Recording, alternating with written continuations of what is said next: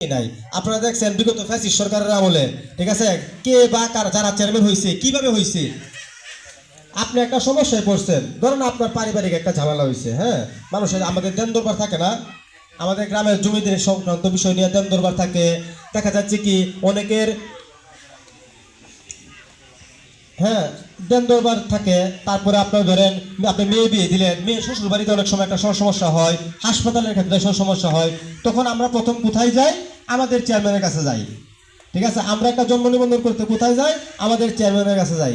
এখন আপনার বাড়িতে রাত্রে 3টার সময় একটা সমস্যা হয়েছে, আপনি ভোর সকালে গেছেন চেয়ারম্যান বাড়িতে, ওর চেয়ারম্যান সাহেব ঘুমো তুলছে 12টার সময়, আপনি কিন্তু 6 ঘন্টা আগে বইতে হবে, ঠিক আছে।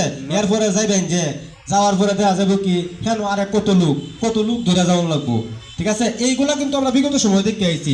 গরিব মানুষের 10 টাকা কেজি চাউলের কার্ড, ঠিক আছে, 15 টাকা কেজি ধরে চাউলটা দেয় সরকার থেকে।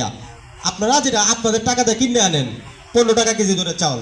যেমন আমি একটা কথা বলি, আমি এই 15 টাকা কেজি চাউল দেওয়ার সময় একবার দাদরা কদমতলি বাজারটা কিন্তু বালিকা ইউনিয়ন নাকি, কদমতলি বাজারটা বালিকা ইউনিয়ন। ওই কদমতলি বাজারে এটা আপনি আপনার উচিত টাকাতে জিনিস কিনে নেবেন, যে 15 টাকা কেজি ধরে চাউল।